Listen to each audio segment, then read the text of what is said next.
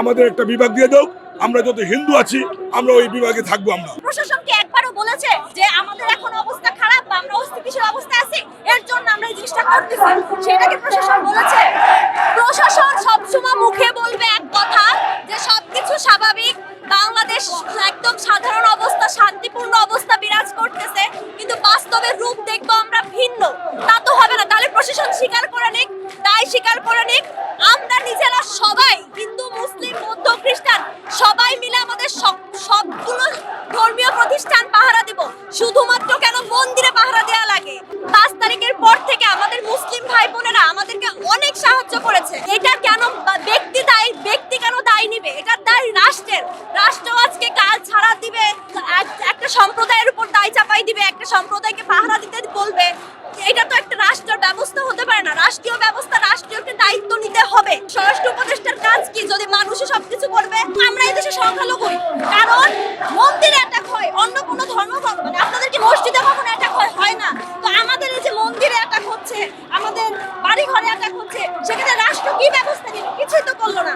বৈষম্য বিরোধী আন্দোলনের যারা নেতৃত্ব দিয়েছে, যে সমন্বয়করা নেতৃত্ব দিয়েছে, তাদের সাথে আমরা কাজ করতেছি এবং তারা আমাদের 8 দফাকে প্রথম দিনই যৌক্তিক বলে দিয়েছে এবং আমাদের প্রধান উপদেষ্টা মহোদয় আমাদের 8 দফা দাবিকে যৌক্তিক বলে দিয়েছে। সংখ্যালঘুদের উপর বা আমাদের যে সনাতনীদের উপর যে অত্যাচারটা হচ্ছে, তার জন্য খুব দ্রুত এই যারা অত্যাচার বা দুর্বৃত্তকারী তাদের খুঁজে বের করে তাদের শাস্তি প্রদান করে, সেটা কিছু আমাদের দাবি। ভারত চলে যায় কথায় কথায় বলা হচ্ছে, তো প্রায় 1 মাস হতে চললো আমরা আমাদের 8 দফা দাবি সরকারের কাছে পেশ করেছিলাম। সেটা সম্পর্কে আমরা এখনো কোনো দৃশ্যমান পদক্ষেপ দেখতে পাচ্ছি না সরকারের পক্ষ থেকে। পাশাপাশি এখনো পর্যন্ত সংখ্যালঘুদের বাড়ি ঘরে হামলা, লুটপাট, অগ্নিসংযোগ চলতেই আছে। মানে তাহলে এই দেশে কি এটা আমরা সবসময়ই বলির পাঠা হবো? এটা কতদিন চলতে থাকবে? এই যে আমাদের 8 দফা দাবি আছে, এখানে আপনারা এখানে সব পেয়ে যাবেন। আপনারা এই 8 দফা দাবি না মানা পর্যন্ত আমরা এই রাজপথ ছাড়বো না। আমি মনে করি যে দেশ স্বাধীন হয়নি, দেশ স্বাধীন হয়েছে একটা গোষ্ঠীর জন্য, আমাদের হিন্দুদের জন্য স্বাধীন হয়নি। এই দেশের আমাদের ভোটার, আমার বাবার জন্ম, বাবার দাদার জন্ম, 14 পুরুষের জন্ম আমাদের দেশে। তাহলে আমরা তো এই দেশ ছেড়ে যাবো না।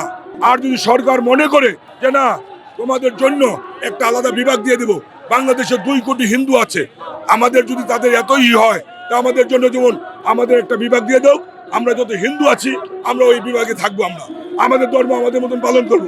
আমরা আপনাদের একটা বিভাগ, যে কোনো একটা বিভাগ আমাদের দিয়ে দিলে সকল হিন্দুরা আমরা একটা বিভাগে থাকবো। মুসলমানের ধর্মে যখন আপনাদের আজান হয় তখন কিন্তু আমরা কিন্তু আমাদের পূজা পার্বণের মাইক, কাশি, ঘন্টা আমরা কিন্তু বন্ধ করে দিই।